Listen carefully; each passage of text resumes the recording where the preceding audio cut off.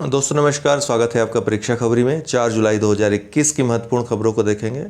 इसके पहले आपको बता दूं कि आज आपको शाम तक मंथली अर्थात जून मंथ का वीडियो मिल जाएगा। कंप्लीट जून मंथ के जितने भी महत्वपूर्ण फैक्ट्स हैं सारे परीक्षा खबरी के रिवीजन पूरा हो जाएगा आपका। और 6 मंथ की जो वीडियो है और PDF आपको 2 अर्थात कल या परसों मिल जाएगी। ठीक है, उसका फाइनलाइज करने का काम चल रहा है। कुछ छूट तो नहीं गया है, ये देखा जा रहा है, उसके बाद फिर दिया जाएगा। तो देखिए, कोई भी चीज़ परफेक्शन में हम देना पसंद करते हैं। 1-2 फैक्ट छूट जाएं कोई दिक्कत नहीं, लेकिन ज़्यादा फैक्ट्स नहीं छूटने चाहिए और ज़रूरी फैक्ट्स नहीं छूटने चाहिए। ठीक है, बाकी प्रीलिम्स मेंस के किसी भी प्रोग्राम से जुड़ना चाहते हो पेड कोर्सेज से, तो नीचे व्हाट्सएप नंबर दिया है, संपर्क करके जुड़ सकते हैं। भारत नेट परियोजना के बारे में कल हमने बात की थी, आज और बात करेंगे इसके बारे में। कुछ फैक्ट्स इसके बारे में बताने भूल गए थे। दरअसल ये परियोजना बहुत ही महत्वपूर्ण है, महत्वाकांक्षी है, चल रही है। और बहुत ही महत्वाकांक्षी होने की वजह से 2011 से इसकी कड़ी शुरुआत हो गई थी इसकी कड़ी की। लेकिन चूँकि बहुत ही महत्वाकांक्षी परियोजना है, कभी भी प्रीलिम्स या मुख्य परीक्षा में पूछा जा सकता है। तो देख लीजिए इसके बारे में। हाल ही में केंद्रीय मंत्रिमंडल द्वारा देश के 16 राज्यों में सार्वजनिक निजी भागीदारी अर्थात PPP के माध्यम से भारत नेट की संशोधित कार्यान्वयन रणनीति को मंजूरी प्रदान की गई। बहुत सारे लोगों को पब्लिक प्राइवेट पार्टनरशिप पता होगा, बहुत सारे लोगों को नहीं पता होगा। पब्लिक प्राइवेट पार्टनरशिप होता क्या है दोस्तों, अर्थात पब्लिक सेक्टर और प्राइवेट सेक्टर की मिली जुली कोई परियोजना हो जिसमें सरकार और निजी क्षेत्र अर्थात प्राइवेट कंपनी की भागीदारी होती है। अर्थात सरकार इसमें प्राइवेट क्षेत्र की जो दक्षता होती है, उसकी कार्यकुशलता, उसका इस्तेमाल करती है और जल्दी से जल्दी कोई परियोजना को पूरा करती है। इस परियोजना को पूरा करने के बाद जो लाभ होता है कुछ वर्षों के लिए 10 वर्ष 20 वर्ष उस कंपनी को मिलता है। उसके बाद भारत सरकार उसको टेक ओवर कर लेती है। जैसा कि आप देखते हो कि आपका टोल वगैरह होता है ना, कुछ समय तक वो टोल टैक्स वाला जो है टोल वसूलता है, उसके बाद वो चला जाता है जब पूरा लाभ मिल जाता है उसको जो है। तो इसी तरह ये भी हो, क्योंकि टोल में वो लेने के लिए वसूलने के लिए पैसा देता है गवर्नमेंट को, फिर उसके बाद वसूली करता है। तो उसी तरह जो है उसका थोड़ा सा वृहद रूप है PPP परियोजना। ये बृहद रूप से कार्य करती है, किसी परियोजना को पूरी तरह से हैंडल करती है। उसके बाद फिर उस परियोजना पर जो लाभ होता है एक निश्चित समय के लिए वो लाभ लेती है और फिर सरकार कहती है टाटा बाय बाय, अब मुझे दे दो। जैसे आपकी मेट्रो परियोजनाएं हुई, ठीक है, इसी तरह बड़ी बड़ी परियोजनाएं सरकार क्या करती है, प्राइवेट सेक्टर से कराना पसंद करती है। आजकल अगर आप देखें तो PPP परियोजना का महत्व और इसका उपयोगिता और इसका क्रियान्वयन लगातार बढ़ता ही जा रहा है। तो सरकार द्वारा परियोजना के लिए व्यवहार्यता अंतर्निधि के रूप में 19,041 करोड़ रुपये प्रदान किए जाएंगे। भारत नेट का अब चयनित 16 राज्यों में ग्राम पंचायतों से अलग सभी बसे हुए वाले गांवों तक विस्तार किया जाएगा। संशोधित रणनीति में रियायत के साथ भारत नेट का निर्माण, उन्नयन, संचालन, रख रखाव और उपयोग भी शामिल है, जिसका चयन प्रतिस्पर्धी अंतर्राष्ट्रीय बोली प्रक्रिया द्वारा किया जाएगा। ये 19,041 करोड़ एकदम रट लीजिए, पूछ सकता है व्यवहार्यता निधि में कितना खर्च करेगी। मूल रूप से इस परियोजना को, भारत नेट परियोजना को, जिसका पहले नाम था नेशनल ऑप्टिकल फाइबर नेटवर्क परियोजना, अक्टूबर 2011 में मनमोहन सिंह साहब की UPA सरकार ने शुरू किया था।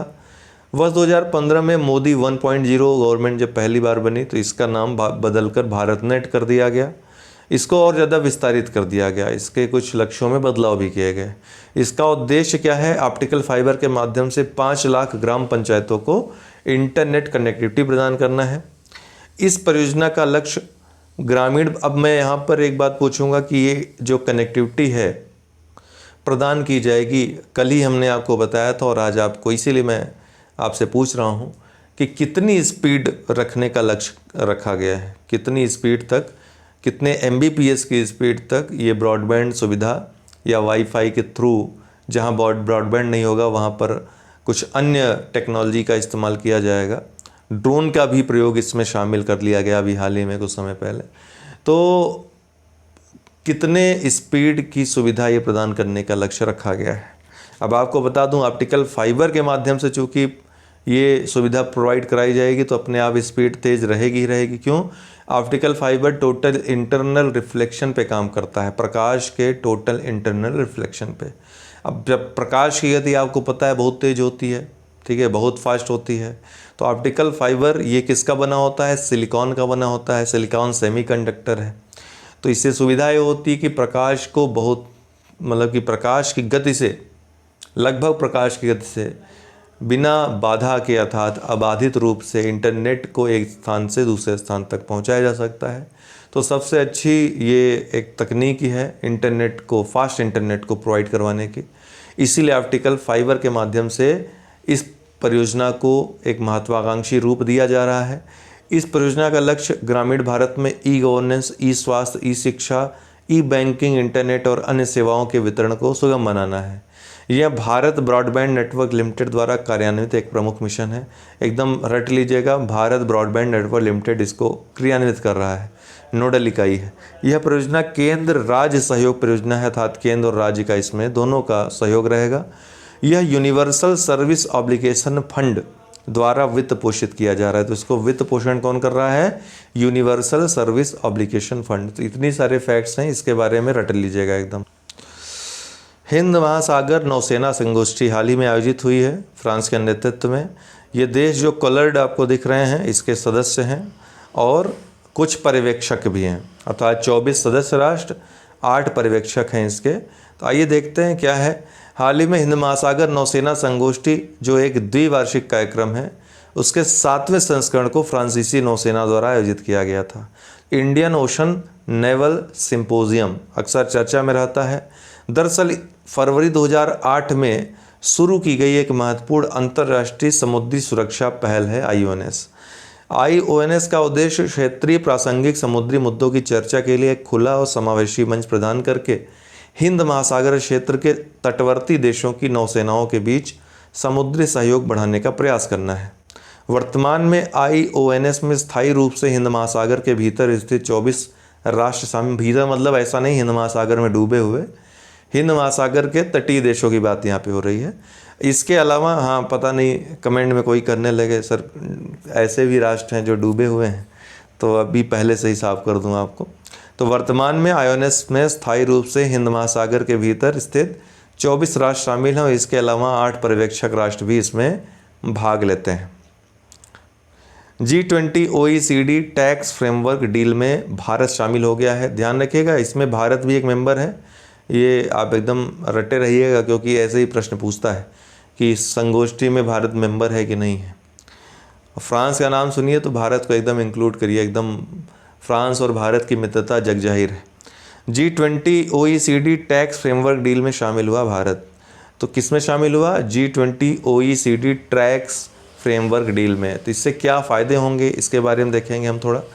भारत और OECD व G20 inclusive framework on base erosion and profit shifting के ज़्यादातर सदस्यों ने एक उच्च स्तरीय स्टेटमेंट को अपना लिया है जो अर्थव्यवस्था के डिजिटलीकरण से उत्पन्न होने वाली कर चुनौतियों का समाधान करने के लिए एक आम सहमति समाधान की रूपरेखा तैयार करता है। इस प्रस्तावित समाधान में 2 घटक शामिल हैं। पहला जो स्तंभ है बाजार के अधिकार क्षेत्र में अतिरिक्त लाभ हिस्सेदारी के पुनः आवंटन के बारे में है। दूसरे स्तंभ में न्यूनतम कर और कर नियम शामिल हैं। यह भारत को कैसे प्रभावित करेगा, यही सबसे मुख्य बात है। वैश्विक न्यूनतम कर नियम यह सुनिश्चित करेगा कि भारत जैसे देशों को कर सुरक्षित बंदरगाह प्रदान किए बिना MNEs के लिए बड़े पैमाने पर बाजार मिल सके।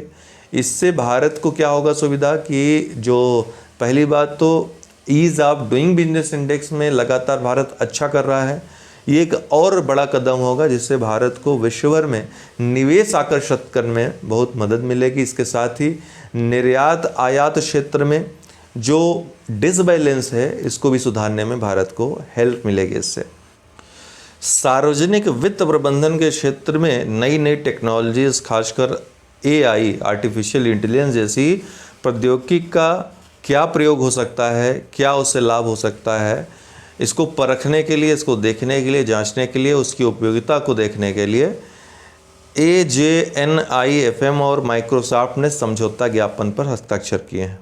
किसके साथ किए हैं? माइक्रोसॉफ्ट के साथ। और यही आपके प्रश्न का उत्तर होगा, यही आपका प्रश्न भी आएगा प्रीलिम्स में। तो Arun Jaitley national institute of financial management AJNIFM और माइक्रोसॉफ्ट ने AGEN-NIFM में आर्टिफिशियल इंटेलिजेंस और उभरती प्रौद्योगिकियों के उत्कृष्टता केंद्र के निर्माण के लिए एक समझौता ज्ञापन पर हस्ताक्षर किए हैं। यह समझौता ज्ञापन पूरे भारत में सार्वजनिक वित्त प्रबंधन के भविष्य को बदलने और आकार देने के लिए क्लाउड, AI और उभरती प्रौद्योगिकियों की भूमिका का पता लगाने का प्रयास करेगा कि क्या भूमिकाएं इनकी हो सकती हैं। अरुण जेटली राष्ट्रीय वित्तीय प्रबंधन संस्थान एक उत्कृष्टता केंद्र है, AGEN-NIFM सेंटर ऑफ एक्सीलेंस है, जो पेशेवर क्षमता और अभ्यास के उच्चतम मानकों को बढ़ावा देने के लिए सार्वजनिक नीति, वित्तीय प्रबंधन और शासन के मुद्दों के क्षेत्र में पेशेवरों की क्षमता निर्माण में माहिर है। इसकी स्थापना 1993 में की गई थी। यह वित्त मंत्रालय के तहत एक सोसाइटी के रूप में पंजीकृत किया गया है। कब स्थापना की गई थी? 1993 में। कोविशील्ड को मंजूरी, भारतीय कर सकेंगे यूरोप की यात्रा। दरअसल आपको पता होगा पहले भारत को इससे बाहर कर दिया गया था, लेकिन भारत ने इसके अगेंस्ट कड़े कदम उठाने की बात की और इस बात से चूँकि यूरोपीय जो कंट्रीज़ हैं उनके काफ़ी MNCs काम करते हैं भारत में, काफ़ी पैसा लगा हुआ है, काफ़ी इन्वेस्टमेंट है भारत में उनका, और प्लान्स भी हैं भविष्य में इन्वेस्टमेंट करने के। चाइना के साथ उनका टकराव चल ही रहा है काफ़ी समय से। तो भारत ने कड़े कदम उठाने की उनको धमकी दी। इसके बाद से क्या हुआ कि इन्होंने ये लाइन पे आ गए और भारत को इन्होंने ग्रीन पास में शामिल कर लिया। ग्रीन पास मतलब ऐसा पास जो ग्रीन हो, मतलब ग्रीन सिग्नल दे दिया। कोविशील्ड लगवाए हुए जो लोग हैं वो आ जा सकते हैं, आवागमन कर सकते हैं, गतिविधियां कर सकते हैं। तो कोविशील्ड को मंजूरी, भारतीय कर सकेंगे यूरोप की यात्रा। 8 यूरोपीय देशों ने कोविशील्ड वैक्सीन को मंजूरी दे दी है। तो 8 यूरोपीय संघ के सदस्य देशों ने इस क्षेत्र में प्रवेश करने के लिए स्वीकृत टीकों की सूची में कोविशील्ड को शामिल कर दिया। भारत द्वारा जवाबी कार्रवाई की चेतावनी दिए जाने के बाद 8 यूरोपीय संघ के देशों में कोविशील्ड की अनुमति दी गई है। दरअसल पहले यूरोपीय देशों ने ग्रीन पास कोविशील्ड को शामिल नहीं किया था। किन 8 देशों में प्रवेश की अनुमति दी है? तो 8 देशों में Germany, Austria, Slovenia, Iceland, Greece, Spain, Ireland और स्विट्जरलैंड शामिल हैं। ये देश कोविशील्ड के साथ टीकाकरण करने वालों को सभी यात्रा प्रतिबंधों और अनिवार्य संगरोध से छूट देंगे। भारत ने कहा कि वह यूरोपीय संघ के डिजिटल कोविड सर्टिफिकेट को पारस्परिक आधार पर मान्यता देगा। यह तब तक इसे स्वीकार नहीं करेगा जब तक कि 27 सदस्यीय यूरोपीय संघ भारतीय टीकों, कोविशील्ड और कोवैक्सीन दोनों को मंजूरी नहीं देते। तो भारत का ये पक्ष है, ये जानना महत्वपूर्ण है आपके लिए। ऐसा नहीं कि 8 सदस्य कह दिए तो भारत एकदम मान गया है।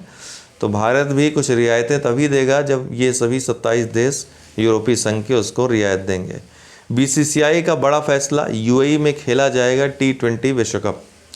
तो टूर्नामेंट का आयोजन भारत में नहीं कराया जाएगा। जो T20 विश्व कप भारत में होने वाला था आपको पता है, इसे कोरोना महामारी को देखते हुए UAE में शिफ्ट करने का फैसला लिया गया है। कुछ समय पहले UAE में ही जो IPL के बचे हुए मैच हैं वो कराने का फैसला लिया गया था। तो दोनों वहीं पर हैं, तो आपको कन्फ्यूज ही में नहीं होना है। चाहे T20 विश्व कप पूछे, चाहे फिर IPL पूछे, दोनों ही UAE में कराने का फैसला लिया गया है। तो 2021 में आयोजित होना था भारत में, लेकिन अब यहाँ पर आयोजित नहीं होगा। काफ़ी भीड़ भाड़ हो जाएगी और फिर से एक खतरा हो जाएगा। UAE में कोई देखने जाएगा नहीं। वहाँ पर जो लोग देखने जाएंगे, थोड़े बहुत जो अनुमति होगी वहीं के स्थानीय या फिर वहाँ पर रहने वाले या बहुत ज़्यादा शौकीन होंगे वो जाएंगे, पैसे वाले। सभी तो नहीं जा पाएंगे, तो वहाँ पर कराया जाएगा। Thanks for watching. आज के लिए इतना ही। बहुत बहुत धन्यवाद।